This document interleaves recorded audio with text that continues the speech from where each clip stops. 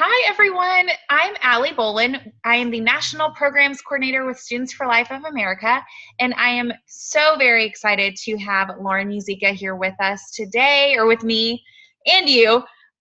So she is going to be giving us just a very brief, abbreviated version of her sidewalk advocacy training, and we are very honored that she's taking the time to do this. So I just wanted to give a little bit of information real quick before Lauren gets started.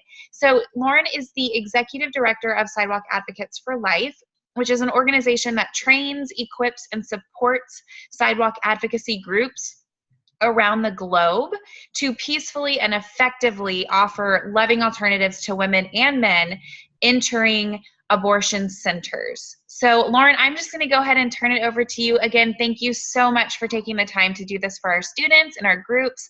I know they're going to be very excited about it as well. So Lauren, it's all yours. All right. Well, thank you, Allie. I am super excited to be with you all today. And I'm going to click a couple of buttons here, make sure that we get our technology going. All right. And then... all right, so I think we're in business. Well, You're officially, good to go. Good? All right, good to go. Awesome.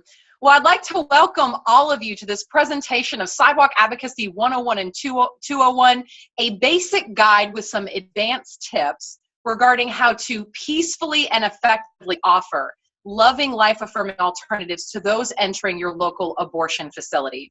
Once again, my name is Laura Muzica. I serve as Executive Director of Sidewalk Advocates for Life, and it's really my great joy to offer all of you wonderful students and others who will view this training in partnership with Students for Life of America. Now, we've got a lot of exciting stuff to get to, so we're going to get right into it.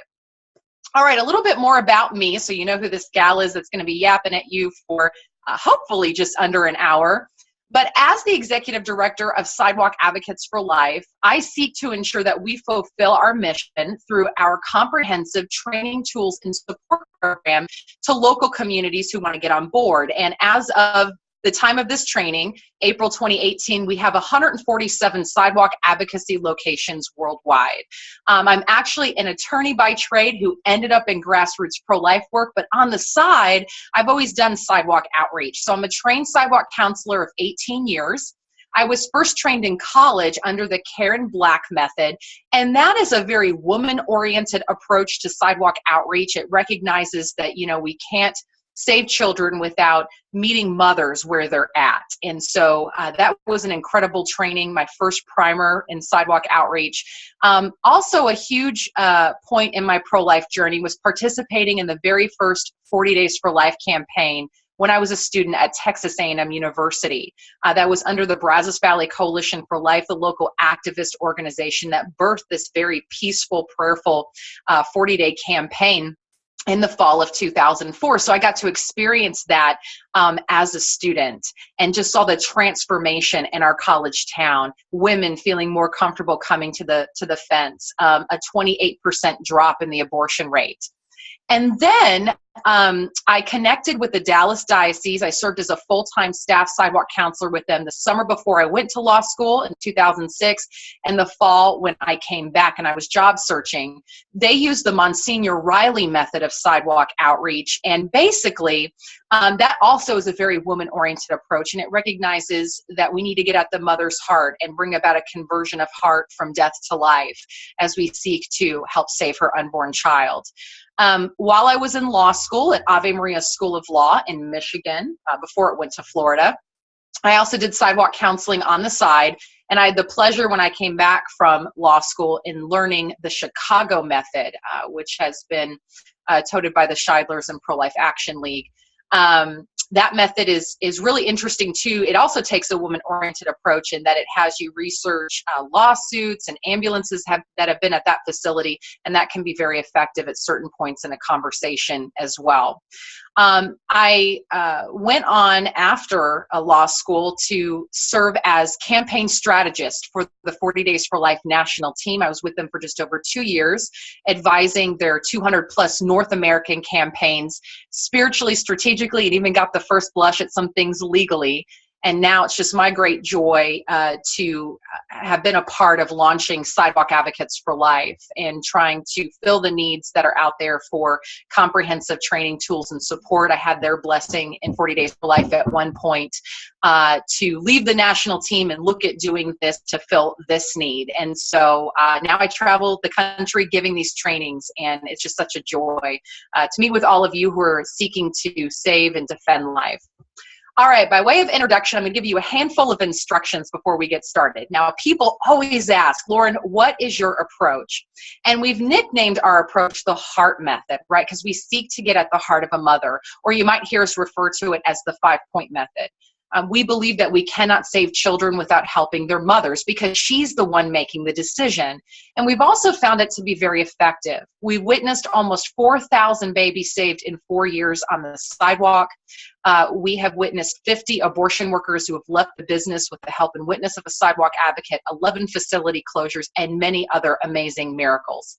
Now, note again that the training you're getting today is actually a condensed version of our 4-hour basic training. And if you'd like to, bring Sidewalk Advocates for Life to your location or take part in an existing location near you, you do get access to more training tools and support. But otherwise, we'll seek to be there for you through this training and beyond as much as we can. Now, I really want to admonish you, number 2, right, to pay close attention to the PowerPoint. We're going to be together just about an hour, so you'll want to grab a notepad and maybe take some light notes. SFLA is going to make this presentation available to you in the future, so you don't need to write everything down, but you really do want to maybe jot down some main ideas that you might find helpful going forward. Number 3, you want to figure out the public right-of-way at your facility so that you can be law-abiding. So we always say, insofar as you can be peaceful, prayerful, and law-abiding, use this advice.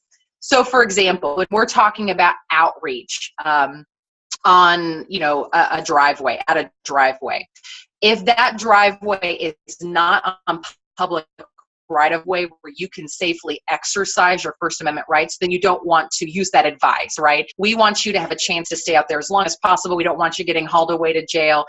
You want to reach every soul that crosses your path that day if possible. So that's why we really want to stand on the public right-of-way, the public property, the sidewalk, right? And make sure you don't cross the line onto the private property of the abortion facility. All right, the next thing is to be welcoming. We really admonish you to be welcoming to all faith traditions on the sidewalk. Emphasize what you have in common when standing in witness or praying together. If you're Catholic and your friend is Protestant, maybe you can get together and pray a psalm when you get out there, or you can join hands and pray from your heart. You might have someone in your group who's not a believer who wants to come out and stand in silent solidarity with you. And no doubt the respect will go both ways. They'll respect the fact that you want to pray, and you'll respect the fact that you want to be, that person wants to be a witness in silence, right? So any way that you can join hands and be a unified group out there is a blessing. Now, the other thing that I want to throw out there to you is to stay open, even if you're in school, or if you're a permanent member of the community watching this, famous last words. We've always heard people say, well, I'm just going to go be a prayer partner. I'm just going to go out there and stand in silent witness. And before you know it, they're jumping into conversations and reaching out to women in need. So stay open, because you might be the person who's being called to reach out with your words. When I was in law school, this was something I worked into my schedule regularly, even though I had a really rigorous, academic schedule. And so every Saturday, I was the one reaching out with my words, whereas, my law school group was the one covering me in prayer and covering the whole, arena there in prayer. And then you have the option, if you have a location near you, of joining a local Sidewalk Advocates for Life team. You can go to sidewalkadvocates.org and click locations, so our website, and click locations and see if there's one near you. And if there isn't, and you are like, yes, we got to bring this to our town and city and get that full training package, the tools and support, that is an option for you as well. If you're interested in that, you can go to sidewalkadvocates.org, click about, and then how it works. But otherwise, know that we at Sidewalk Advocates for Life are happy to, for your student group or whatnot, do a Skype training, a live Q&A for you. And then we're always here to answer questions in the community. So you can email us at info@sidewalkadvocates.org. All right, now we get into the nitty-gritty of our sidewalk advocacy training. So I wanted to go ahead and start with this. And whether or not you are a believer, I truly believe that you can appreciate the spirit of these verses. These are the verses that we have chosen to express the spirit of our program. If I speak in the tongues of men and of angels, but have not love, I am only a resounding gong or a clanging cymbal. If I have the gift of prophecy and can fathom all mysteries and all knowledge, and if I have a faith that can move mountains, but have not love, I am nothing. If I give all I possess to the poor and surrender my body to the flames, but have not love, I gain nothing. And this is the point. We can go out to the sidewalk and have the most perfect thing to say. We can give that woman the most compelling life before birth argument. We can give her and her companions every reason why they shouldn't have an abortion. But if she doesn't feel like we love her, if she feels judged by us or feels like we're taking her moral inventory, we risk that she will hear nothing that we have to say. But on the other hand, if we say the most simple things with great love, we will see mountains move through God's grace. So keep that in mind, that love is everything. And people may not always remember what you said, but how you made them feel, right? Now, this is a story about a young woman who chose life with the help of a sidewalk counselor. I happened to be the sidewalk counselor that day in Dallas, where I'm from. Unfortunately, we can't, through this technology medium, get it to play, but you can go to our website, sidewalkadvocates.org, and it's on the home page.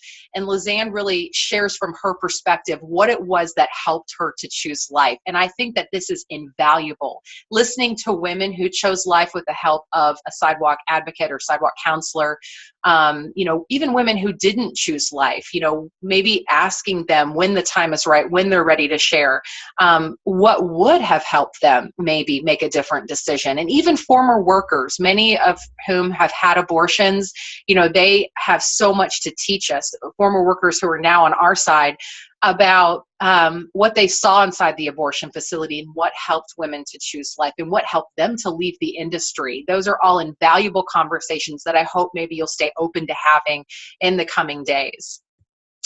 All right, so let's go ahead and define our terms. That's what we do in school, right? We define our terms. So what is sidewalk advocacy, as we call it, otherwise known as peaceful sidewalk counseling?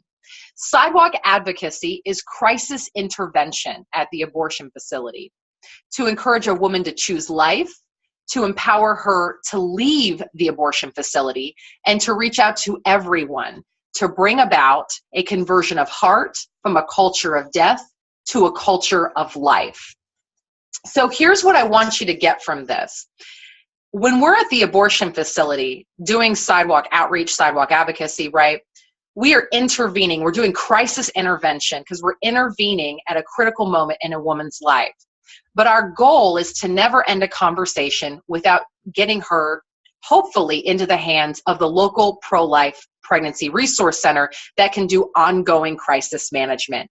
In short, you are a team with your local pregnancy resource center. And so if you have not visited your local pregnancy center, even whether or not you're going to actually go out to the sidewalk, you're going to encounter people on campus, you're going to encounter people in your life at different points who might be facing an unplanned or crisis pregnancy, right? And so this is invaluable to know the resources that they offer. So if you don't know where your local pregnancy resource center is, you can go to optionline.org, enter your zip code, and they will show you your closest pregnancy resource center. Now, when you're at the abortion facility, I like to find out which one is closest to the abortion facility so that we say, hey, it's next door or a mile down the road, right? And we make it easy. We show her that it's close and she can get help right away.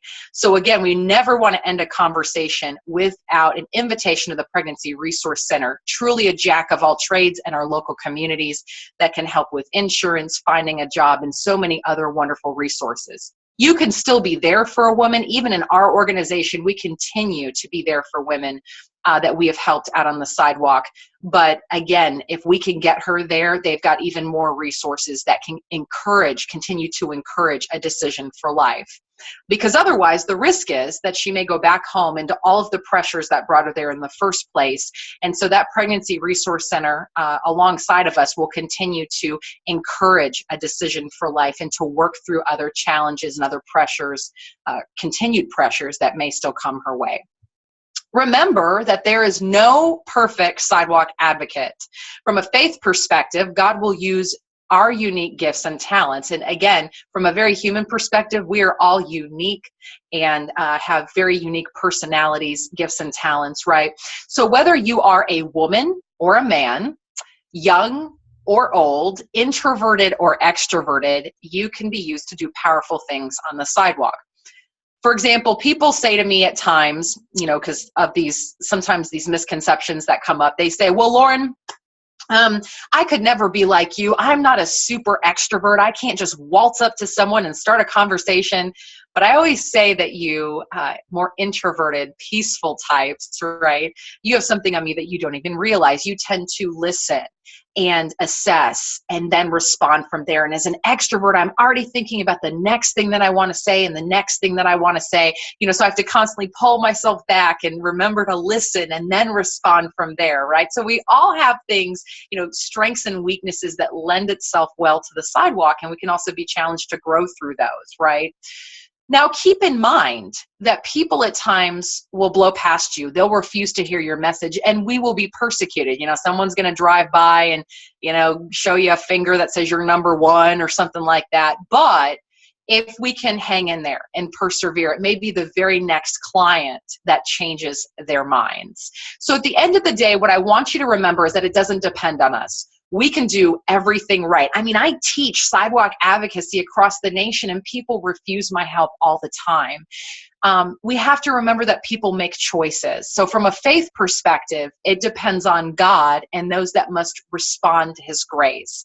We are imperfect people reaching out to other imperfect people who are often in a world of pain and confusion and hurt. And that's why we've got to be patient. But at the very least, we will have the peace of knowing that we did everything that we could. And that kind of confidence, knowing that we've been well trained, that we know our resources, that we are at the ready to help people when they're ready to be helped, that really does bring about an abundant peace no matter what happens on the sidewalk. Now, what I want you to keep in mind as we go through this training is there's two goals of sidewalk advocacy, right? So number one, we're going to solve the problem or problems that brought her to the abortion facility or abortion referral facility. So yes, we can't go around solving everybody's problems, but the whole idea is that there's a need or needs that have brought her to the facility. Maybe it's, I don't know how I'm going to put food on the table, or I need a place to live, or something like that. And so our goal, if we can, is to figure out why she's there and then offer her resources, offer her alternatives that can fill those needs, right? And then number two, especially if we're at a Planned Parenthood that quote unquote does other services, or a facility that offers other things, the idea is that we want to direct all business, even if it's not morally problematic, right, from the abortion facility, so we can help shut these places down. So the whole idea is think reduced rate or free and as pro-life as possible. So for example, if she's going in for a well woman exam, well, that's not morally problematic. So that's a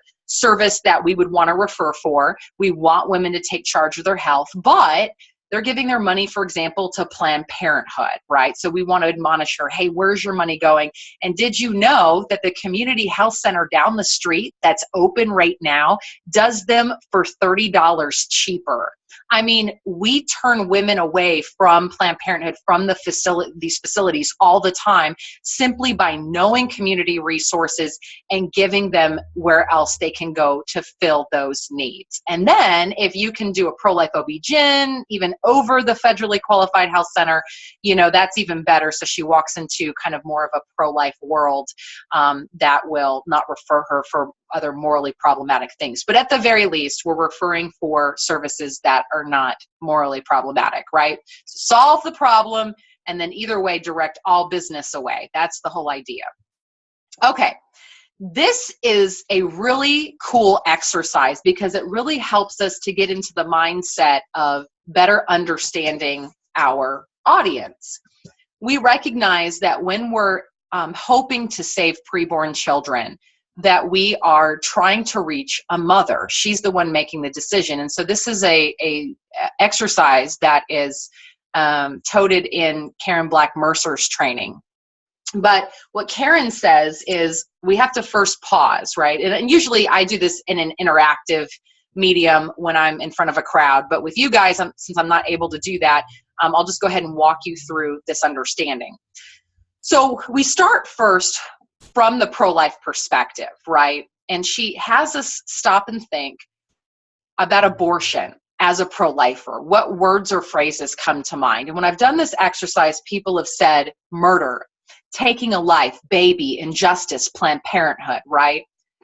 And then we think about the abortion-minded woman. You know, how do we think of her? Or even if we don't agree, what have we heard other pro-lifers say about her? And I tell people in this exercise, I'm not judging, we're not judging, let's get it all out. What have we heard in the movement, even if we don't agree with it ourselves? And so we hear selfish, fallen on hard times, maybe even irresponsible.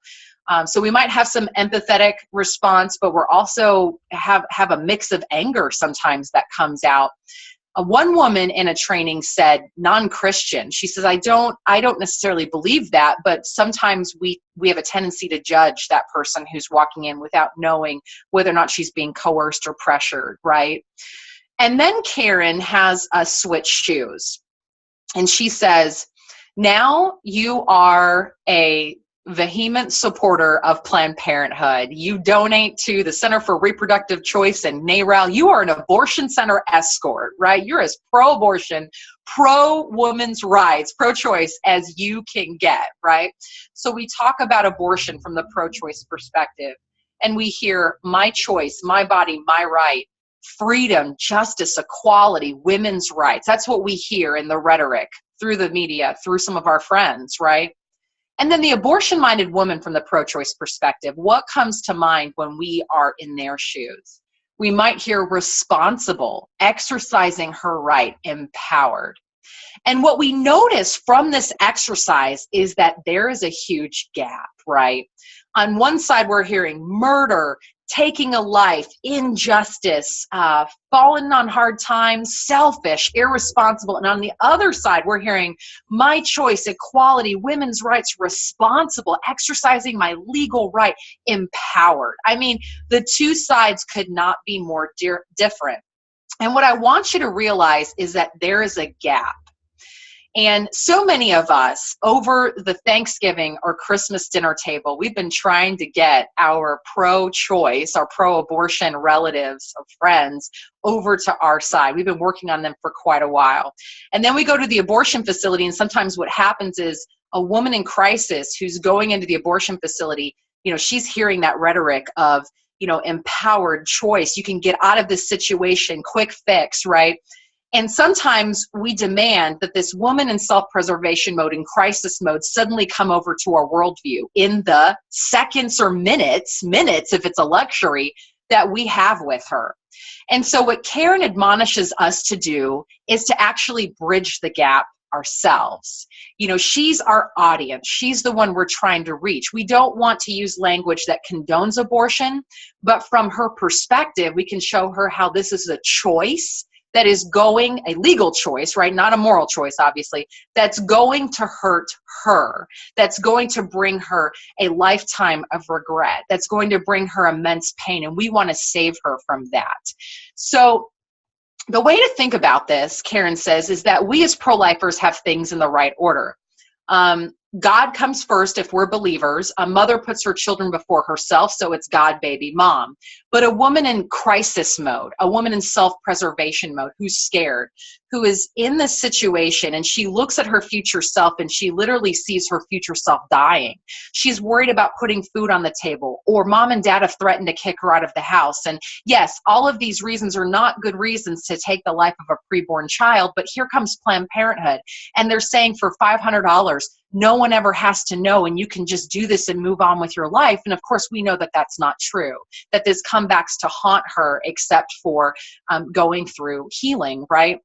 And so we're going to come in, and rather than demand that she see things suddenly from our perspective because she's scared and overwhelmed, we are going to recognize where she's at. And so Karen says, we've got God, baby, mom, but a woman in crisis mode has this inverted.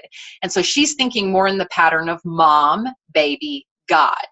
I don't know how I'm going to get out of this situation. I have to do this or my whole life is over. And then she's pushing baby to the recesses of her mind, not wanting to stop and think about this life growing within her. And she's pushing God even further away, because if she stops to think about what he might think, then she might change her mind, and that scares her, and she doesn't know how to resolve the crisis. So we're going to meet her where she's at and use language that she can understand. So we're going to start with her and say, we love you. We care about you. We've got real help for you today. Did you know that we've got free pregnancy tests, free sonogram, free options counseling next door? And then we'll transition. How far along are you, sweetheart? Oh, you said 8 weeks. Well, did you know your little one is doing backflips in your womb and sucking his thumb and has brain waves and a heartbeat? Of course, this goes a lot slower. I'm kind of rattling through it. And then, you might say, do you have a faith? Do you pray? If faith is something that's important to you, and reinforcing any good that we have, and letting her know that God is there for her. But the whole idea here is that, remember, we're not there to counsel the baby, right? So sometimes we go out there with lots of baby-oriented approaches, which can be helpful at certain points in a conversation, but we're going in and talking about baby when we have to recognize that we're there to counsel a mother. She's the one making the decision. The whole idea is that if we meet her for her need, the need that she has for love and support, then we have the hope to save the child in the process. So keep that in mind. We can't save children without helping their mothers. There's a close, amazing bond there. And so we got to start with mom. And then, because of the way that she's created to give life in her very being, you will actually watch mothers, when those needs are filled, become more maternal. It's really beautiful sometimes to watch that transition. All right, now, what do you need to have with you, materials-wise, when you show up at the abortion facility? So the first thing is professional or approachable dress and appearance. So I love it when people consider a reflector vest for visibility, safety, and then it looks more professional. And there's this whole idea in the psychology of influence that those who wear uniforms tend to get their requests met more, right? So you look more official, and you are a professional because you've been trained. You're a professional woman's advocate, right? And you know how to help her and fill her needs with real life-affirming resources. Another thing you can try out is a professional polo. You don't want to dress too high and mighty that you're unapproachable, but you don't want to dress down so much that she wonders whether or not you can really help her, right? You don't want to look like you're working the street corner, okay? So a professional polo can look really nice with or without a reflector vest. Now, you can add other things that elevate your level of professionalism. A clipboard, a lanyard, name tag. I always like to make sure that I have a purpose for everything that I'm bringing out there. So I might put, my literature on that clipboard, and then my lanyard name tag, I've got my name on that, and the word volunteer or related, right? Now, we don't want to look like we're trying to deceive people. Hey, I'm trying to get mixed up with the abortion center escorts. We can wear maybe a different color than they're wearing. Our intention is not to deceive, but to present ourselves as the professional women's advocates that we are, right? And then the other idea too is to dress comfortably and intelligently for the weather. So some of you, it's completely nuts because it's still snowing and it's April where you live or go to school, right?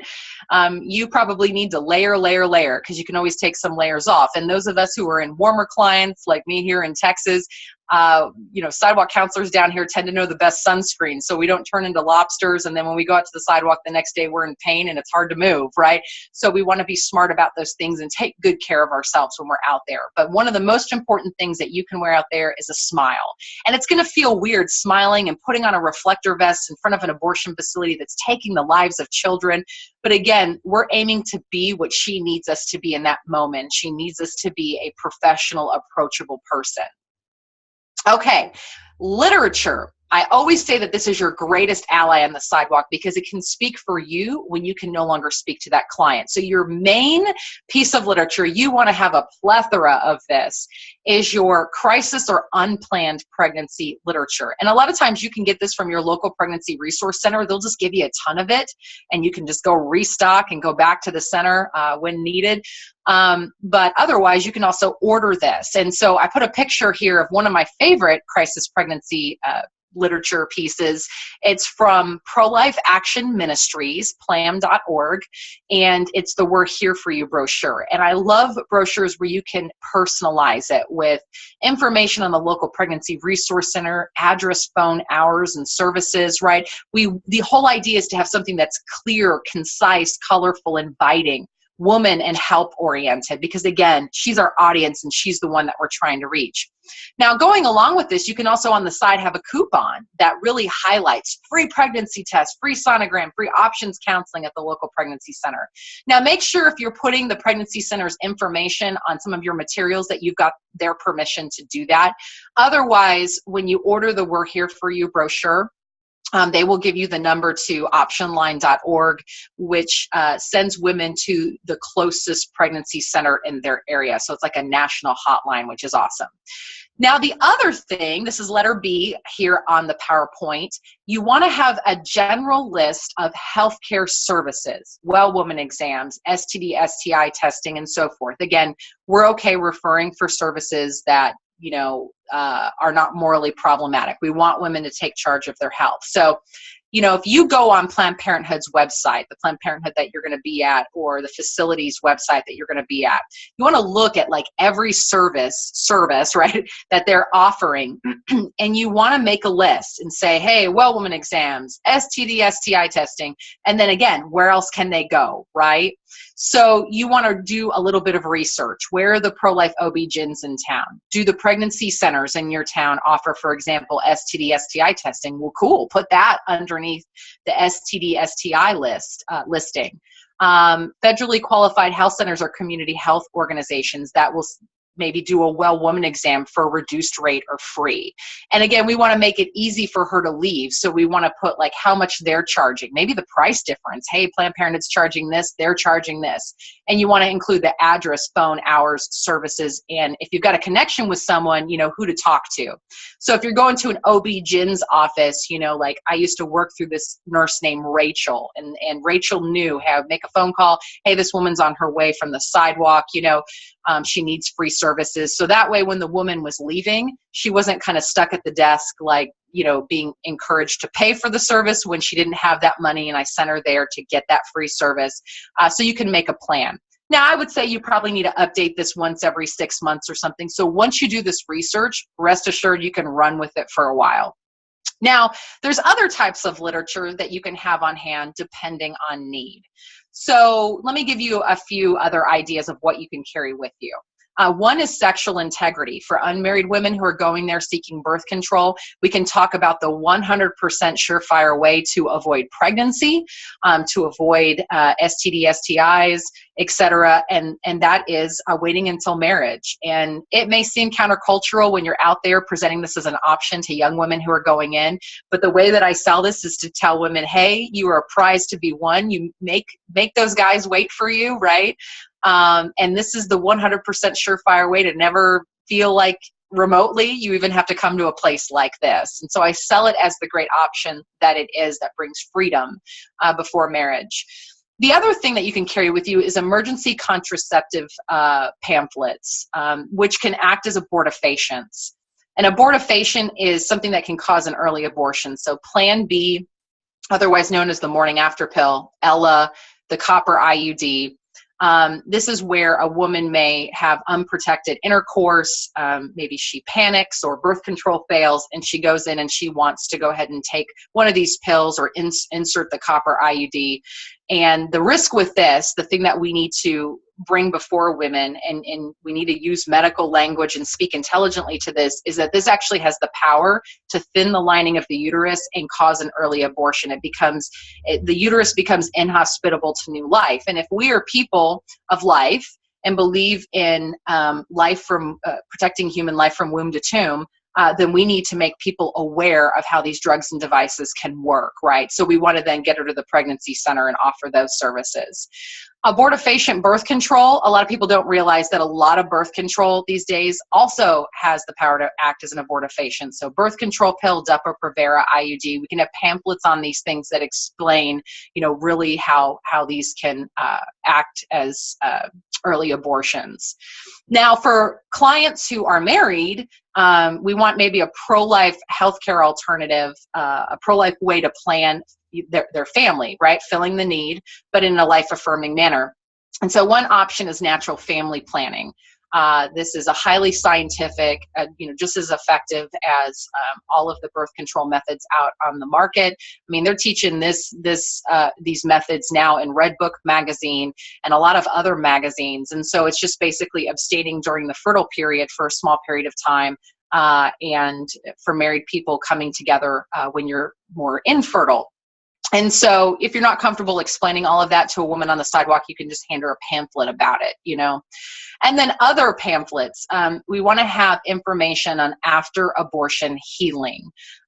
So for women, unfortunately, that do decide to go through with an abortion, we want to be the first sign from a faith perspective of God's mercy. Or from a human perspective, we want to be the first sign of human mercy, right? I mean, we are consistently pro-life. We're still there for women after their abortion. And so, we do everything we can on the front end, but if she chooses abortion, then we want to get information on where she can go for hope and healing. And so that will be, Project Rachel, one of the healing retreat pamphlets. They have business cards. Pregnancy resource centers quite often offer post-abortive healing programs. And so there's a lot of different options out there that you can carry with you. And then the Did You Know pamphlet. This is an abortion victim photo that I keep in my hand. I do an assessment with the client first, offer to fill their needs, be there for them, get them these free resources. 98, 99% of the time, I don't need to use it. But if it's a couple that really just, we're talking, but they don't really care, they seem very callous, then I'll say, you deserve to know the truth and you deserve to know what abortion is. And so I might bring out one of these images. Famous sidewalk counseling priest Monsignor Riley says that we can all get used to looking at images of the Holocaust, right? The modern day Holocaust. And so we show it to them for a little bit and then we put it away. And it can really have a very powerful impact. So the whole idea here is get to know the abortion facility that you're at, the abortion referral facility, Planned Parenthood office that you're at. What do they, quote unquote, offer to women and to men? And then where else can I send people, or how can I fill that need in another way that pulls business away from Planned Parenthood? Now, if your head is spinning and you're like, wow, where do I get all of this, right? Number one is to start with your pregnancy center. That's the comment there at the very bottom of the slide. Number two is to check out Heritage House, hh76.com. They've got all of these pamphlets, really, and more. Or go ahead and drop us a line at info@sidewalkadvocates.org and we can help you personalize a package for your local pregnancy center. But at the end of the day, really what you need to carry with you is the crisis pregnancy literature. So if you don't know where to start there and then gradually add things to your arsenal as you go. Now, this is super cool. If you've never heard of this, this is kind of a new tool that's being used on the sidewalk, and it is phenomenal. These are called blessing bags, and it's a new creative option to get literature into someone's hands. So instead of just being like, hey, this is for you, right? You can say, this is a gift for you from our women's center next door. So we've got a full tutorial at sidewalkadvocates.org/blessing-bags. Again, sidewalkadvocates.org/blessing-bags. But here's a quick primer. So on the outside, what it looks like is a colorful gift bag. And I love gift bags that actually do have the handles on them. I mean, it's reminiscent of what a gift bag's supposed to be. I can put it on my wrist and have my hands free still, right? But we want to consider bags in woman-oriented colors, maybe a hot pink, or maybe we want to match the season. So if it's Christmas, hey, why not go with like a red and green striped bag, right?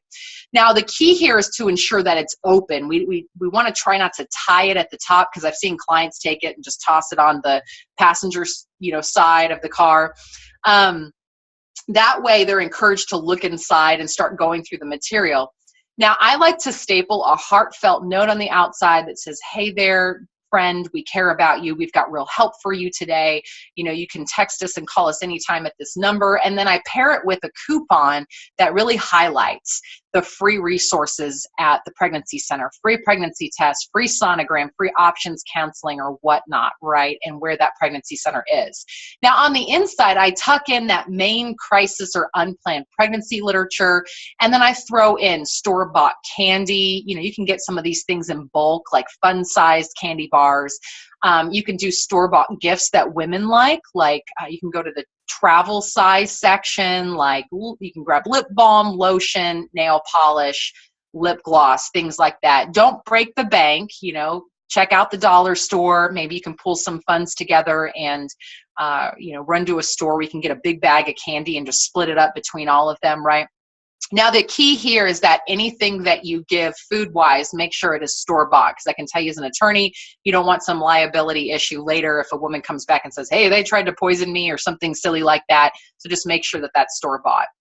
All right, next material that we highly recommend is some sort of signage that's large, colorful, clear, concise, woman and health-oriented, and if possible, professional. If you can get it professionally printed, that's awesome. But hey, if you're really good with some stencils and some brightly colored markers, it works, right? The whole idea is you know, from the moment that you put that sign out there, you want people to know where someone can go right away for help if they're coming to the abortion facility. So we're going to highlight, again, those top free resources at the pregnancy center: free pregnancy test, free sonogram, and so forth. If you have room, I love the idea of having a phone number to the local pregnancy center, or sometimes some pregnancy centers have some text programs where women can text, you know, a certain number, ask for help, and then they get information back. But again, check with your pregnancy center to make sure they're okay with this. The next thing is human development or fetal models, because this can paint a picture of life in her womb. You know, again, something that the abortion facility is not going to do. So we can bring one of these out when the conversation turns to baby. So you want to have different stages of development with you, and you want to seek to match the stage of most women who are walking into the abortion facility. So for example, you know, if that facility is going through the second trimester with abortion, then you want to make sure that you've got fetal models through the second trimester. A quick little story about this. I was out Sidewalk counseling with my partner, Joanne, in Dallas one day. And there were two girls going into the abortion facility, both pregnant. But the one girl was considering abortion. And we talked with them. And my partner at one point, after we had offered resources and everything, walked up and said, honey, how far along are you? And she said, oh, well, I am 14 weeks. And so she put one of these fetal models down in her hand, and she said, your baby is bigger than that, and just walked away. And later that night, we got on the phone with them again to further encourage a decision for life, that initial decision for life that she had made. Thanks be to God, out on the sidewalk. We wanted to reinforce all of that. And the one girl said to me, you know, Miss Lauren, when Miss Joanne put that fetal model down in my hands, I had no idea that my baby looked like that. Because these abortion facilities, unless there's some sort of sonogram law, you know, requirements to show them the picture or to hear the heartbeat, they often turn the screen away from them. They'll position the wand, so to speak, over their stomach in a way where they can't really see the full length of the baby and the arms and legs and the baby moving. They just want the size of the baby's head so that they know what type of abortion to do. And so this is why this is so important, that it can really paint a picture of life when the abortion facility, we know, is not going to do that for her, because it's bad for business. All right, the last couple of things here. You want information on the public right-of-way. Know where that line is, and you want to treat it like an electric fence. Don't step a toe onto the property of the abortion facility, right? Because they may try to call the police or, you know, whatnot, right? You want to stand on the public right-of-way, usually the public sidewalk, so forth, so that you can safely exercise your First Amendment rights to hand out literature, to have conversations. You can call people over to you, but the whole idea is that you want to stay law-abiding so you can stay out there as long as possible. You want to carry with you pen and paper to write down your name and phone for someone, or to record an incident if you need to do that. Cell phones are important in case you need to call the pregnancy center to say, hey, a client's on the way over, if you want to prep them for that, or call the police in case of an emergency. And again, largely it's very peaceful at an abortion facility, but sometimes incidents do happen, and so you want to be prepared. The other thing with a cell phone is that you can have quick access to a camera, so you can take pictures or go ahead and start a quick video if there is an incident developing there at the site. Now, the other thing that you want to have with you is a prayer partner or fellow advocate. That's both for spiritual support and can serve as a second eyewitness if there is an incident out there. And then I love to carry with me either a small box, like a file box, or an accordion type coupon folder for literature, right? That helps me stay organized. So I know, my crisis pregnancy literature is in the front, followed by abortifacients, ending with, for example, post-abortion healing information. Now, I usually pull some of those things out and have them right in my hands in that order, so I can reach for something quickly without shuffling through a box or my folder. But at the very least, you've got it all organized next to you should you need to reach for something else. This last thing is a pretty optional resource. It's something called a clinic log or a street sheet. This helps you keep statistics during outreach or pass along information to someone in the next sidewalk shift. So for example, we have some of these resources, these street sheets, where you can write down, hey, it was a couple that went in a red Mazda, yes, check, I gave them literature, hey, dad left after a little while. And then when there's a shift change, that your partner knows, okay, like we gave them literature, whatnot. This is more for really highly developed sidewalk counseling groups. The important thing is that you don't record any really sensitive information. We don't want to record anything that would identify a client, identify their vehicle well. It's just enough to kind of keep tabs on what's going on at the abortion facility. So let us know if you're interested in that. We can give you access to that. Now, before you go, you want to prepare yourself, right? And from a faith perspective, it's important to pray and have a moment to center yourself. And this verse here from Matthew is this whole idea of, when we as people of faith are brought before a court of accusers and put on the spot and asked to give a testimony about why we're innocent, that God will be with us and he will give us the words to say. And I love this because how much more, in kind of this in a sense, lesser situation where we're just having a loving conversation with someone, how much more do we have the promise of the Holy Spirit that he will give us those words, that yes, we will be giving you today guideposts for that conversation, that's backed up by research, experience, and testimony. But keep with you, do not worry about how you are to speak or what you are to say. You will be given at that moment what you are to say, for it will not be you who speak, but the Spirit of your Father speaking through you. And even if you're not a person of faith, at the end of the day, this is about going out and loving people. That's what this is about. It's just having a conversation from one human soul to another who's imperfect, to another imperfect human soul, right? And it's about really seeking to help that person and let them know that there's real hope and help in the community. Now we want to educate ourselves on life before birth facts so that when the conversation turns to baby, we know how to paint a picture of life in her womb. So first, we recognize that at conception, a new human life is formed. That embryo has separate DNA from its mother. It's a complete human life in and of itself. And this life will never be repeated in history. That's what's important to remember, is we were all once this small. Now, around 3 weeks, about 21 days after conception, the heart begins to beat. But we're seeing reports now that it may be as early as 16 days after conception, which is absolutely unbelievable.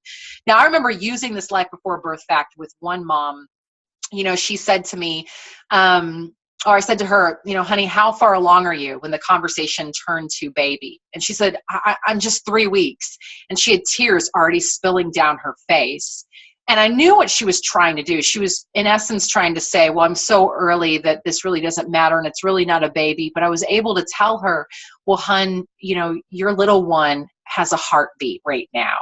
And, if you think about it, what an incredible marker that decides whether or not someone is alive or not. I mean, if we were driving down the road and there was a person in the ditch, of course, we'd pull over and, the first thing we would do is put our ear to their chest probably to see whether or not their heart was beating. Of course, even before the heart is beating, it's still a human life that is living, that is alive, right? But this is a marker that is really powerful for women, right? Since it is such a human marker in daily life to decide whether or not someone is alive. Now, at 6 weeks, brain waves are detected. 8 weeks, all organs and extremities are present. We know by 9 weeks the baby has the capacity to suck his or her thumb. At 12 weeks, we got the baby sleeping and exercising its muscles, all organs functioning.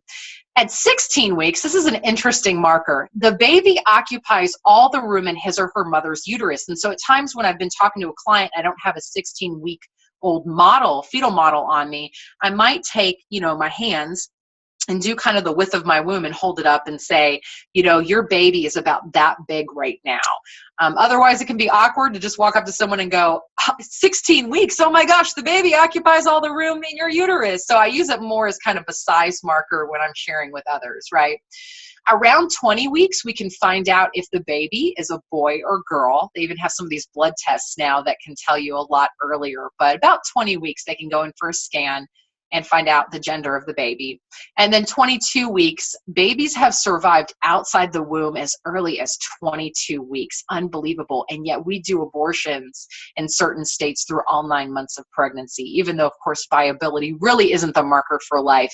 But it's unbelievable to think that these children can live outside the womb, and yet we're taking their lives so late into pregnancy as well. Third trimester, really the baby is just gaining weight. So it's 6 months of pregnancy, that baby is just gaining weight and is really fully developed.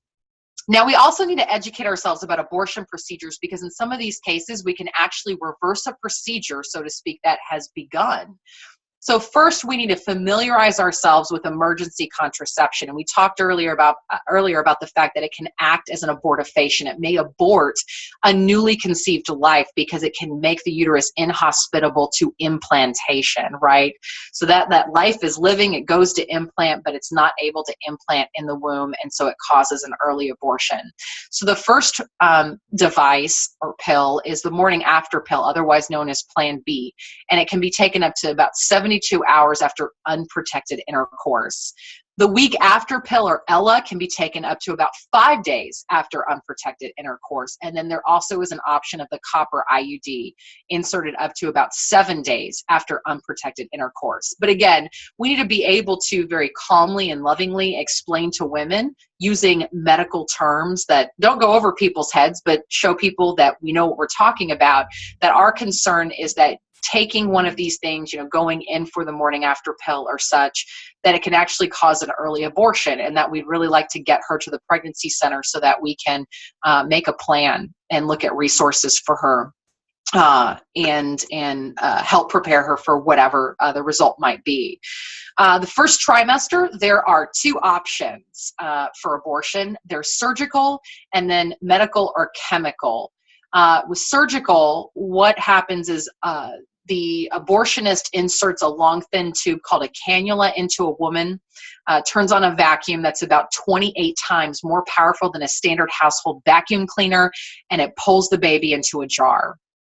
And this also at times is used in combination with a D&C. That's where a sharp round metal knife is inserted into the womb and the baby is pulled out in pieces. Medical or chemical abortion, otherwise again known as the abortion pill, is really a 2-pill regimen.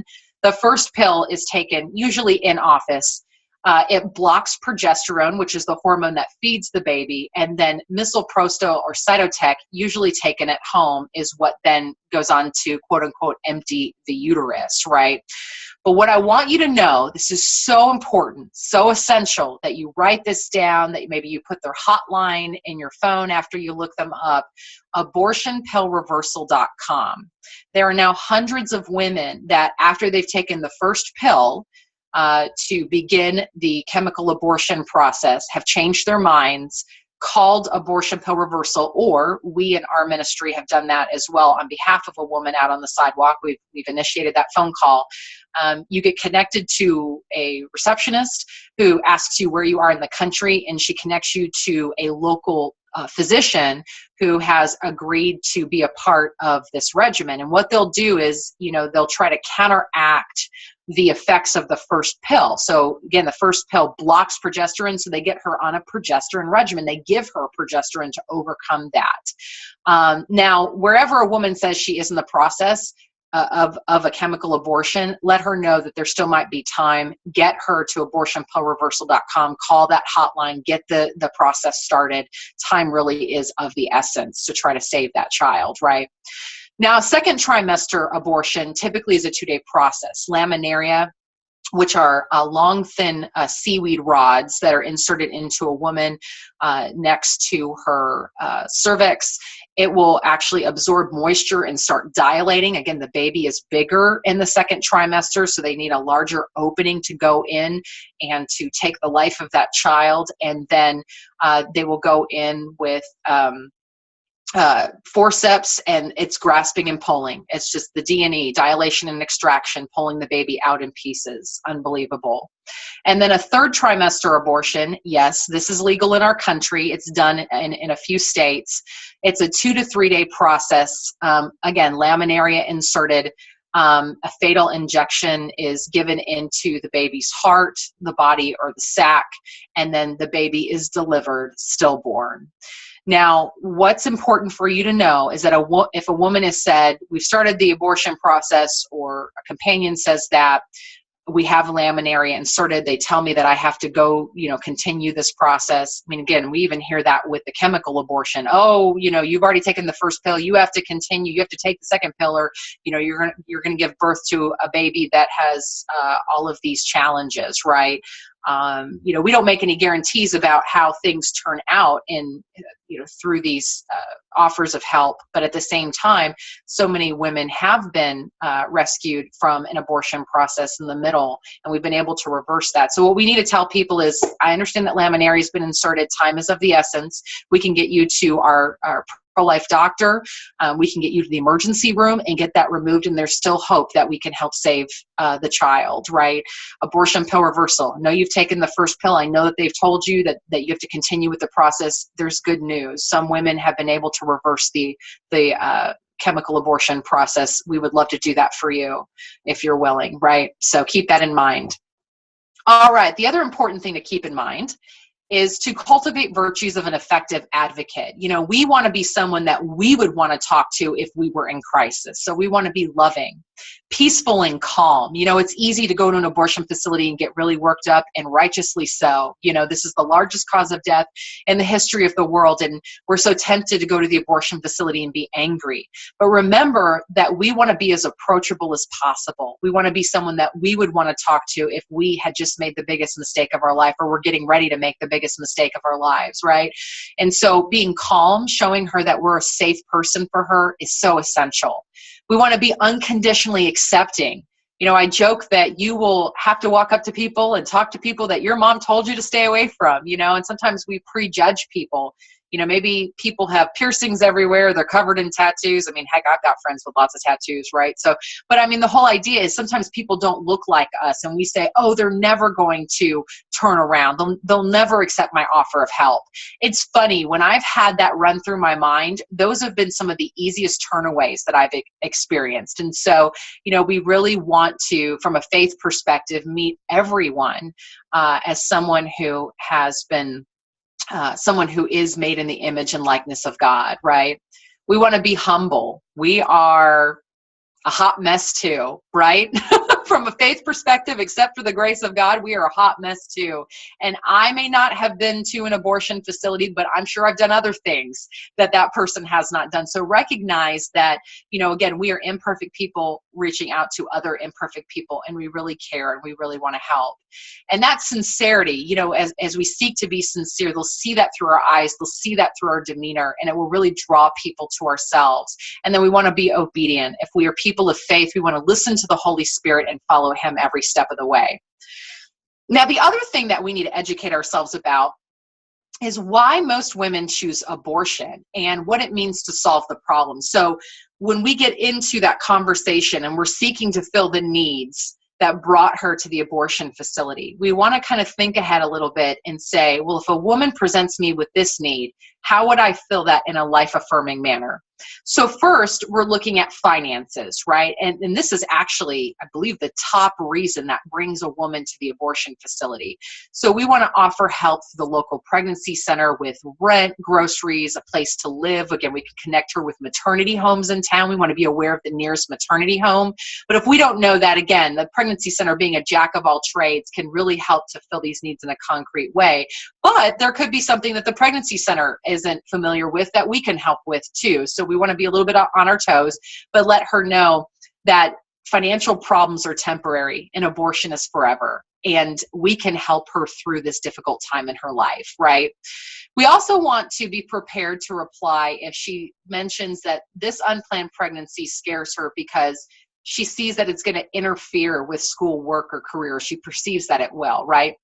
And some of you students, are involved with Pregnant on Campus and these amazing resources for pregnant or parenting students. And so we can offer to help make a plan so that she can continue her education with the wealth of resources available and still have her child, right? It's not where women have to give up their children to fulfill their dreams and continue with their plans.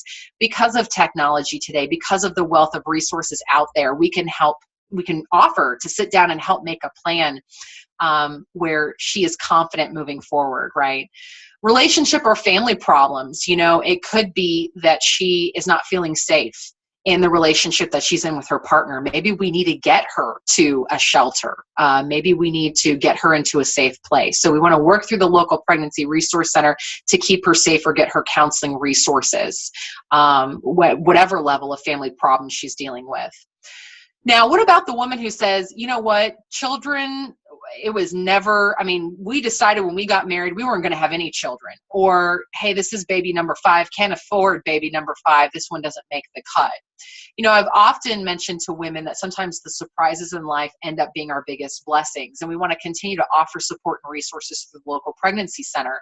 My partner one morning, she said, my Sidewalk counseling partner said to a woman, this woman had come to the abortion facility and this was baby number 5. And she said, I can't do any more than 4. Right. And so my partner looked at her and said, wow, God must think you are one terrific mother to give you another child. And this woman just grinned from ear to ear and she ended up choosing life. And so she was able to kind of reposition this in her mind to show her how this could be her biggest blessing. I remember reaching out to one woman who, again, I believe this was baby 3 or 4 for her, and she was overwhelmed.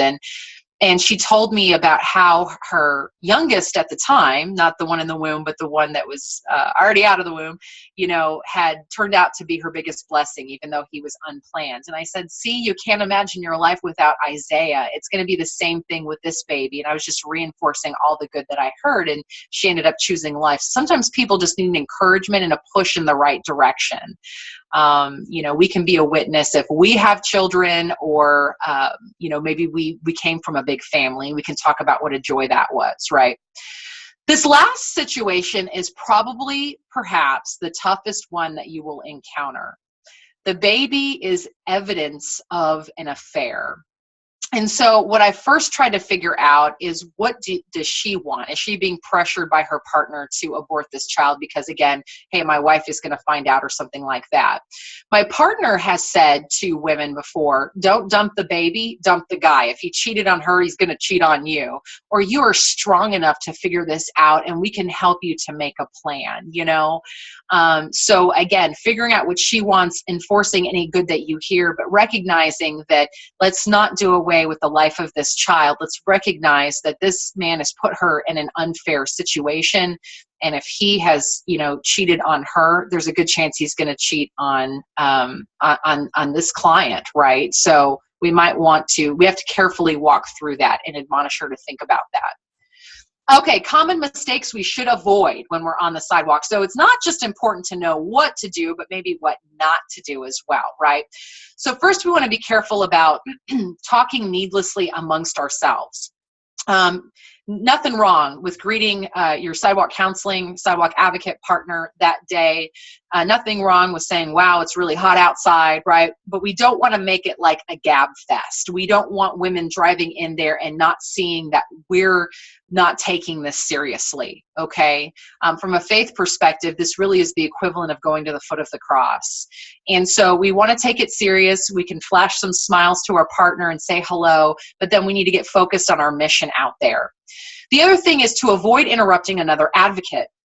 I remember one morning I was out at a Dallas area abortion facility, and the diocese had accidentally scheduled 3 of us out there, and then another volunteer sidewalk counselor came out. And this woman got out of her car, and we weren't thinking, and all 4 of us started talking at her at once. And I immediately backed off.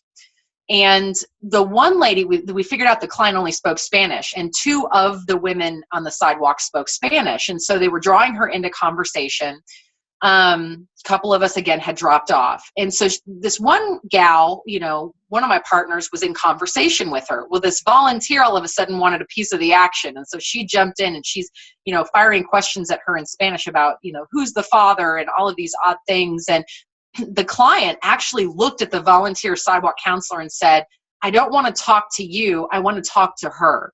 Well, the volunteer sidewalk counselor didn't like that. She still wanted a piece of the action. So she kept jumping in. Finally, the client threw her hands up in the air and went inside the abortion facility. And it was heartbreaking. And so we have to be careful that we don't seem to be ganging up on a woman. We really want to be reaching out one-on-one, right? I mean, this is a stranger. This is someone with a very personal and private story. And the more that we can show that we respect that, the better. Now, I still like to be near my partner in case I have a testimony or she needs my help for some reason, talking about a resource. You can be invited into a conversation very nicely. Or you can look for an opening if it looks like your partner is really struggling, but try to avoid just jumping in, try to avoid talking over another advocate. From a faith perspective, the Holy Spirit has got it, right? We don't have all the answers, so we really need to be discerning about that. The next thing is yelling out, don't kill your baby, because her immediate thought might be, you don't know me, you don't know my situation, you don't know why I'm here, right? And it can come off not compassionate. Could be a phrase that we use judiciously at times in the conversation later, but just starting out with this can come across really rough. And in fact, we shouldn't yell at all, but project our voice, right? So there's a difference when you're, sometimes with the way the public right-of-way is, you have to call out across an expansive parking lot. I mean, I was at the St. Louis Planned Parenthood, and I was at a fence, and there was a guy sitting on the porch who had earphones in, and I'm smiling and waving, hi there, how you doing? Do you have just a second, right? There's a huge difference between a big smile and a wave and a hi, do you have 1 second? Versus, hey, you, come here, I got stuff for you, right? So you want to do your best to project your voice in love. That is really important. So you may even want to get a friend in practice. So think about that. But don't be afraid to call out to someone and invite a conversation, right? Point out the pregnancy center at the very least. Now, we want to be careful about covering our eyes, sunglasses, hats. Famous sidewalk counseling priest, Monsignor Riley, says that the eyes are the window to the soul, and we want to make sure that we are connecting with people. And so take the sunglasses off, make sure the hat is not in the way, so you can really show people the sincerity of what you're trying to say. The next point here is to be careful to avoid holding a sign or an abortion victim, otherwise known as graphic image, sometimes referred to as graphic image, right? The whole idea here is to avoid holding signs at all. If you're the one reaching out with your words, right, we can maybe give that to a prayer partner or prop it up against a literature box, but we want to make sure there's no barrier to conversation. We want to have our hands free to hand out life-saving literature. The other thing is that if we hold signage that is very baby-oriented or can come across as angry or get mixed up with the idea of a protester, and again, we're believers that there is a time and place for protesting, something and such. But we want to be as approachable as possible, right? Anything that could tote us as a protester could be intimidating to that woman in crisis. So we want to just, again, have not a whole lot of hurrah. We want to have our hands free. We want to be smiling. We want to be inviting a conversation. And the research tells us to reach her first through a woman-oriented approach. Start with her. So the best signage, again, that as we've talked about, woman-oriented, help-oriented, propped up against a literature box in the hands of a prayer partner and whatnot, so our hands are free. I do want to say that we in Sidewalk Advocates for Life absolutely believe that abortion victim photos can be very effective in certain situations. We like them best in an educational setting where there's a chance for dialogue. But again, what the research shows in this situation is that taking a very baby-oriented approach, or maybe taking an approach that could get us mixed up with a protester, isn't always conducive to winning life-saving conversations. And I've even seen that on the sidewalk with women approaching me. So we just really admonish you, put the signs away. Don't have a whole lot of hurrah, just have your hands free with life-saving literature, and chances are you have a better chance of winning a life-saving conversation.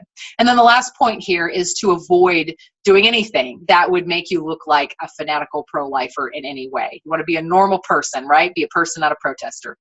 Okay, we are now getting to the heart of our training, and we're actually almost done, but that all was great foundational stuff. Now, here's what you're here for, right? Outreach to an abortion-minded woman.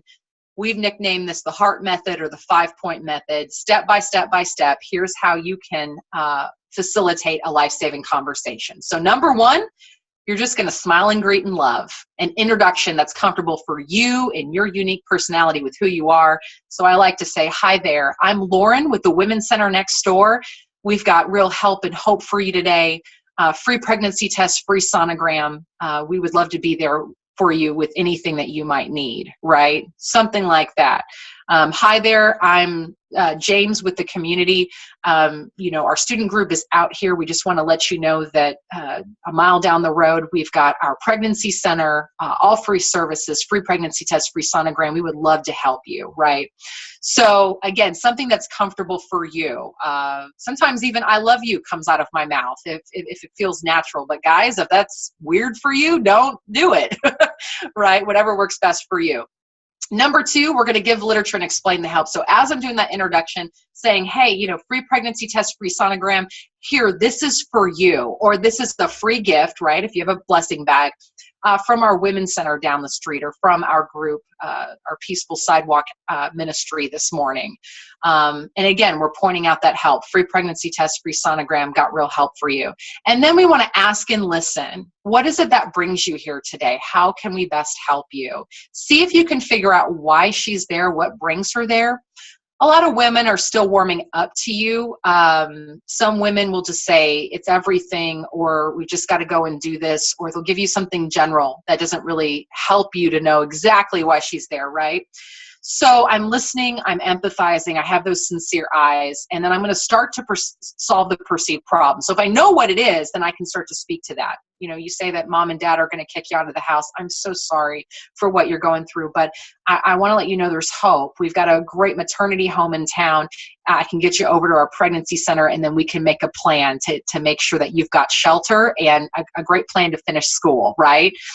If it's the general issue of abortion, again, if she's not giving me a real reason, then I'm going to generally address the problem of abortion. Gosh, we care about everyone who's going into the abortion facility today. I understand why you're here. Maybe you're here because you've got real problems, but we want to let you know that there's there's right and wrong to real human problems. And I want to save you from that pain that will follow, that lifetime of regret. You are strong enough. You are amazing enough. We can figure this out. Whatever it is that brings you here today, we've got real help for you. And we'd love to get you over to our pregnancy center. And then number 5, we're going to empower her to leave. Can I take you next door so you can take advantage of our free services and we can make a plan? We'd love to be there for you. Would you be willing to kind of give us a try? I mean, we can save you up to $200 today if you go with our services instead. And actually, that's something I love to throw at the beginning, right? Hey, Planned Parenthood's going to charge you, $200 for your a pregnancy test and sonogram, but it's free next door, okay? So we're walking through this, but as the conversation develops, we're going to start with mom. We care about you. We've got real help for you today. We want to save you from that lifetime of pain and regret. And then we're going to transition How far along are you? Oh, you say you're 8 weeks. Did you know your little one is doing this and that, right? Do you have a faith? Do you pray, right? And so that as the conversation develops, we're keeping that in mind. Now, so many women, when we have just offered help, that, resources to fill the need, they've turned away right away. They've said, okay, I'll give it a try next door. Or, hey, you said free pregnancy test? Great. I'll go right next door. That's what's so amazing about this. So anytime she's ready to go, you can skip to step number 5 and just go with it, right? Approaching a client. So this is, the dynamic of when someone's in the car versus when someone's on foot. So in a car, as people are pulling in, and I'm in my reflector vest, I got my big smile and my wave, I might do a little stop sign there, right? Making sure my feet are on public right of way. And I can do this roll down your window sign. Now, what is so amazing is that none of the cars nowadays have these, and you can see the picture there, right? These 80s and 90s, little handles that actually manually roll down the window. But it doesn't really work to look at someone and go, hey, can you press the button, roll down your window? But if you do this at a car window and you smile and you start talking, a lot of people will just roll down the window and then you go into it. Hi there, I'm Lauren with the Women's Center next door. This is a free gift from our Women's Center, free pregnancy test, free sonogram, save you up to $200 today if you go with our service instead, right? And so you're going through that 5-point method. And then on the sidewalk, if someone's just walking on foot, you want to calmly walk up to someone with a smile on your face and then start the 5-point method. But the whole idea is to be peaceful, prayerful, and law-abiding, right? Those are the essentials that you want to keep with you. The other thing that I'll mention too is in a car, as far as being law-abiding, it's constitutionally permissible if that driveway is on public right-of-way for you to briefly step into a driveway. Just be careful, watch your surroundings. You don't want to get run over with cars going in and out and everything. But you can have a short conversation in the driveway. 10, 15 seconds is pretty safe. You might be able to squeeze out a little bit more before an escort comes at you, ranting and raving, right? But just keep that in mind. Now remember, famous sidewalk counseling priest Monsignor Riley says that most of the women that he's witnessed choose life were women who listened to his offer of help on the way in. They still went into the abortion facility to inquire, and then they came out and chose life. That's happened to me about 50% of the time. He says it's happened to him in the majority of cases. So don't be discouraged if she still goes in. Sometimes when women are going in, they're like, well, I'm going to go hear what they have to say. I'll think about it, whatever. That's when, if you're a person of faith, you need to be in prayer, that we need to be in silent witness, because we need to maintain that professional, peaceful disposition so we continue to show her we can help her. We're at the ready, right? We don't want to be discouraged if she still goes in. And sometimes what people do is then they're shotgunning things. Please don't go in. Don't kill your baby. Please, and it's just a mess, right? But if you can say, I'm going to be out here praying the whole time that you're inside. I'm going to be out here standing for you. I'm ready to take you right next door. I just really want to encourage you. There's so much help available. We really care about you. We'd love to help you next door. Something encouraging, but maintain that peaceful, prayerful disposition because she still might change her mind.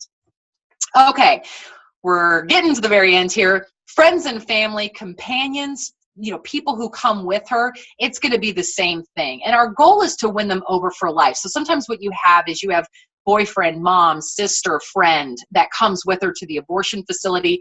A lot of times the woman will go in and she doesn't want to talk, right? But maybe the companion, the boyfriend comes out and he's smoking a cigarette. You have him, let him take a couple puffs and then you start in, right? Or maybe you're catching mom as she's going in and she's willing to pause to hear what you have to say for a little bit or whatnot. We're still going to do the same 5-point method. Hi there, I'm Lauren with the Women's Center next door. Again, if the pregnancy center will let you say that. Or hi, I'm Lauren with the Peaceful Sidewalk Ministry. I want to let you know about some amazing resources in town, free pregnancy test, free sonogram. We'd love to help you guys today. What is it that brings you guys here? What is it that we can help with? Is there anything that we can do? And so maybe you're figuring out why they're there. And then you're going to still, fill those needs. Gosh, we want to save her from that lifetime of regret. We want to save you from that sure pain too. We've got so much help available. You're telling me she's worried about continuing with school, but we actually have some incredible resources on campus for pregnant and parenting students where they can continue with their education and still have their babies, right? By the way, how far along is she? Oh, she's 8 weeks. Oh, did you know her little one's doing this, right? Do you guys have a faith? Do you pray? You know, if you want to bring that into the conversation. Hey, I'd love to get you guys next door to our pregnancy center. So see how I still walked through the 5-point method, right, in conversation with the companion. Now, a lot of times you can, you know, talk to that companion and they're the delivery car, right? They can go in without being kicked out or going to jail. You can't cross the line, right? So you're going to encourage them to take that information and text or call her. Now, some abortion facilities are taking away cell phones, having them leave their purse in the car, whatnot.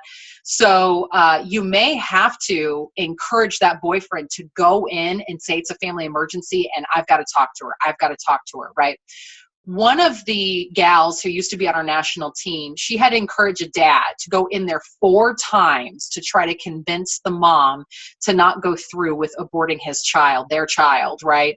So it took 4 times of her seeing that he was serious, that he loved her and cared about her before she like literally ran out the door. And they said that her pants weren't even zipped up. I mean, she went back there to start the abortion process and just was like, wow, he was serious with that 4th time. She kept saying, Dominic, and this is a different name, right? We won't use real name, but she kept saying, Dominic, go back in and try again. You've got big muscles. You've worked at it. Sometimes we need to work at things, right? Go back in and try again. Show her you're serious. You'll never regret trying again. And so sometimes we got to come alongside these companions and keep encouraging them to try again, right? All right.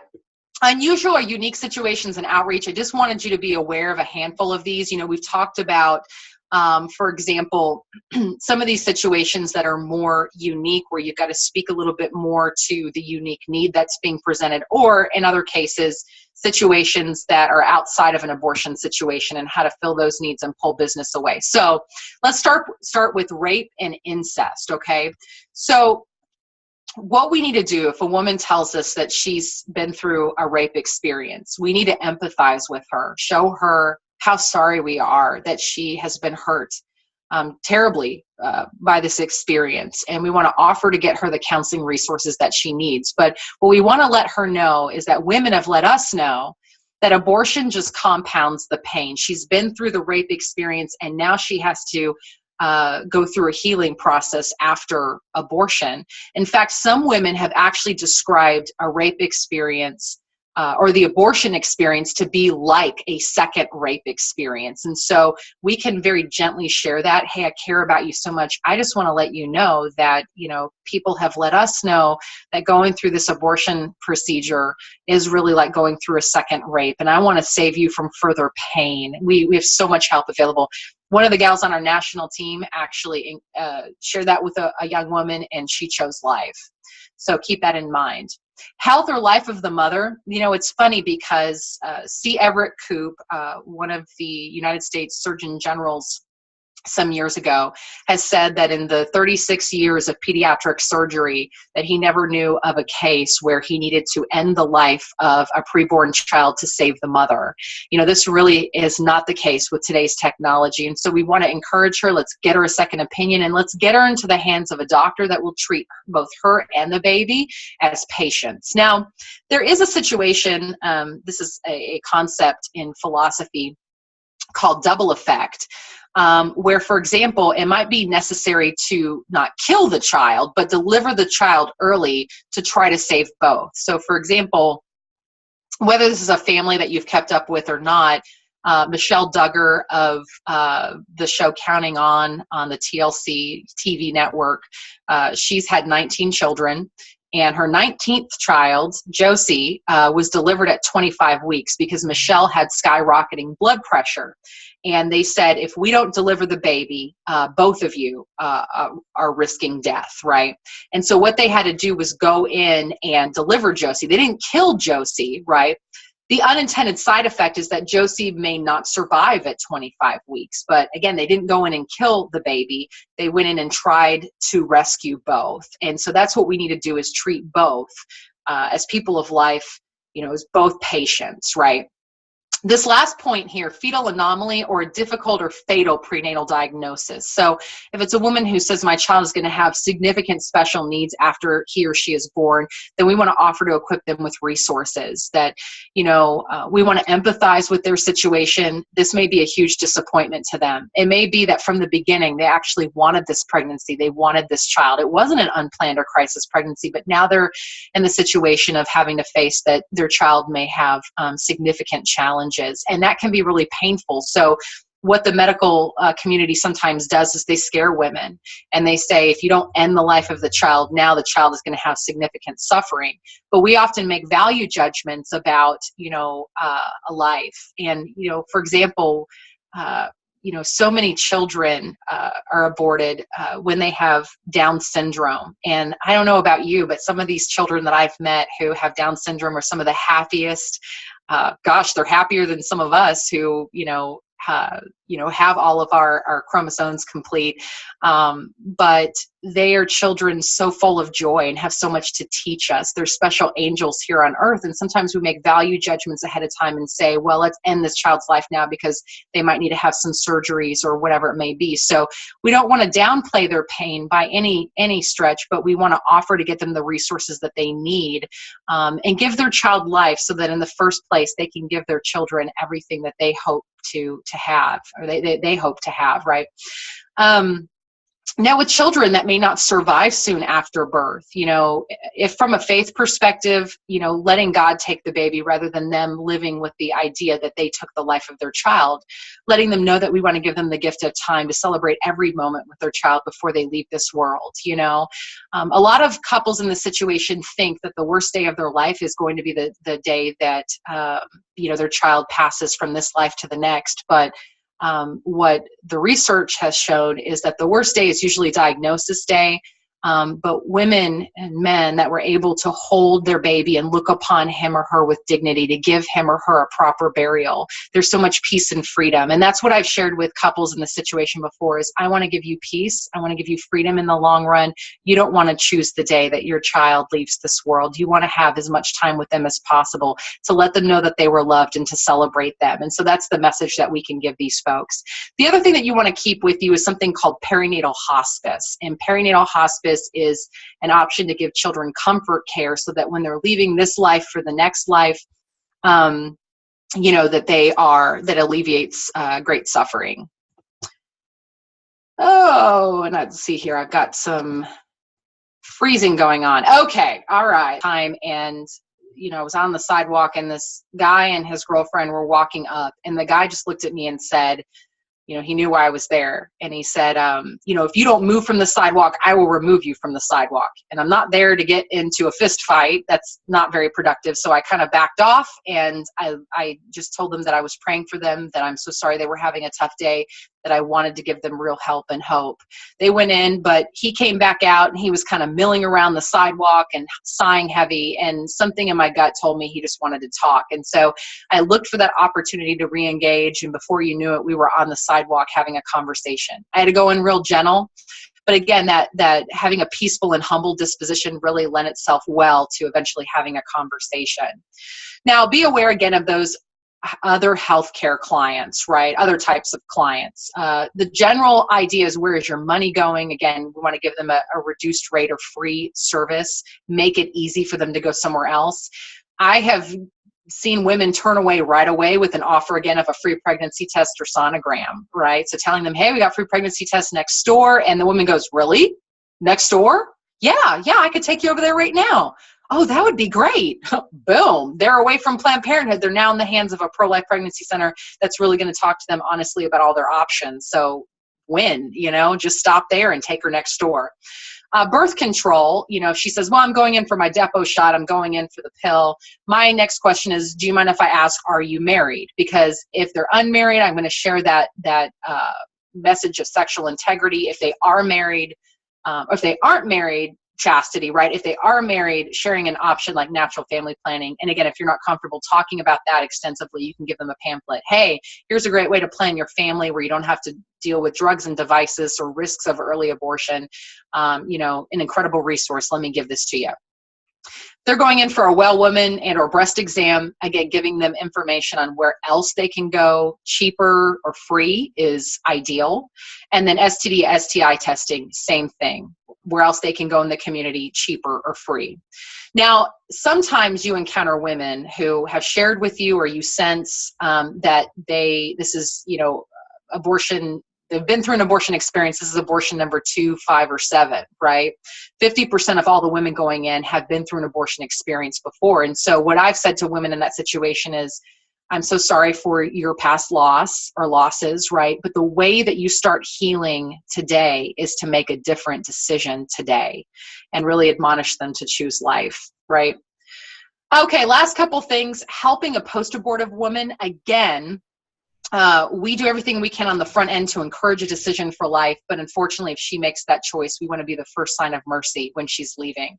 And so effective outreach, remember these 2 words, hope and healing. That's the message that we want to get to her, right? We want to be gentle and calm in our approach, but still smile, and this is where we lower our voices. We're very delicate. We give her information, and we say, hey, honey, in case you need this, here's a healing retreat that you can go to in the area should you need it. Or we want to let you know about this wonderful program at our pregnancy center down the road that can help you get on the road to hope and healing. And then just let her know, if you're a person of faith, that you'll be praying for her. You may need to do a gentle roll down your window. Hi there, and you may need to ask, you will see physical signs quite often that women have had an abortion. The seat is reclined. They look really ill. They look really tired. They've just been through truly, surgery. Yes, on a different level, but so you want to try to figure out, does this look like a post-abortive client? You don't want to give these resources out unless you're sure that she has had the abortion, because it can be seen as implicit approval. I was in one community and they kept handing out information. Here's where you can go to the pregnancy center. Here's where you can go. And then at one point they would get frustrated with a client and they'd suddenly be like, but if you go through with it, here's post-abortion healing. And I was like, oh, that's like, telling someone who's holding someone hostage, well, if you go ahead and do this, here's how to cover your tracks and here's what your jail sentence might look like. And so again, we really admonish people, look for those definite signs, or you may have to ask, hi there, did you have a procedure today? And then get that conversation going so that you can get this information in their hands. And the last thing here is helping abortion workers. In between outreach to clients, we can offer a way out of the abortion industry to people who work inside. And so realize this, many who work in the industry typically have an abortion in their past. There's a mode of justification. There's a lot of pain there. They may even consider themselves Christian. If you are really angry at the problem of abortion, I mean, we all are, but if you're not able to kind of channel that in a productive manner, it may be better for you to be silent and pray instead and let someone else take this. Don't immediately just jump in and challenge them with why they're working there, offering them to find a job. Quite often, we have seen workers leave more quickly when people have sought to build a relationship over time. But you can mention throughout different points in your conversation, hey, by the way, I care about you so much. Check out abortionworker.com if you're looking to kind of, get out of this place and find a new job. They have so many great resources. But the whole idea here is that the same do nots apply to clients really apply to workers. Again, being a person, not a protester, being someone who's approachable. Now, we partner with And Then There Were None, abortion worker ministry started by former Planned Parenthood director Abby Johnson.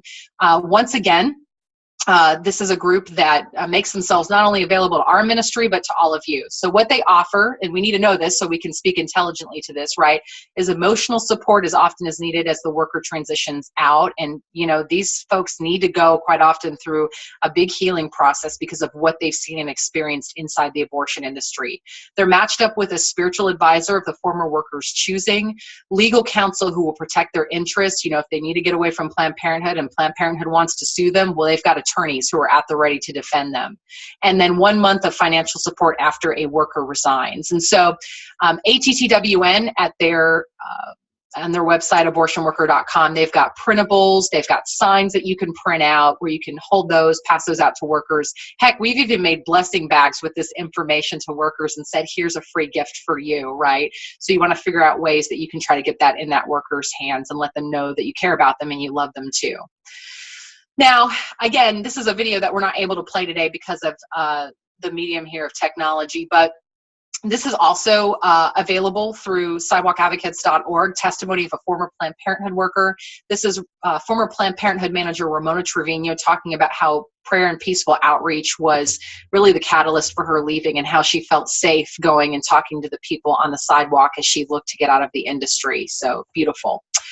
And if your head is spinning and you're like, wow, this was all great, how do I remember all of this? I want you to remember this one tip.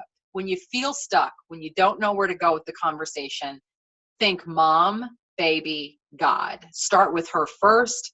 We care about you. We love you. We've got real help for you today. Love to get you at our pregnancy center next door. Here's some resources, right? How far along are you? And then ending with a note of faith. And then in closing here, what I want you to realize is that even after this training, we are still here for you. So you can reach us at info@sidewalkadvocates.org. Check out our website at sidewalkadvocates.org. This picture here at the bottom right corner is a few of us on the national team holding baby Cameron, whose mom chose life at a Florida abortion facility. She said, you know, the reason I chose life was because I felt safe in talking to you guys. You talked to me in such a way where you didn't talk down to me, but you really empowered me to defend the life of my son. And so I'll never forget that. So we got to meet baby Cameron, and my hope for you guys is that one day you'll get to meet a child that you helped to save. So thank you all so much for your time. Sorry we went a little bit over time, lots of good stuff here, but let us know how we can be of service to you going forward. Thank you so much, Lauren. We really appreciate it. That was so great.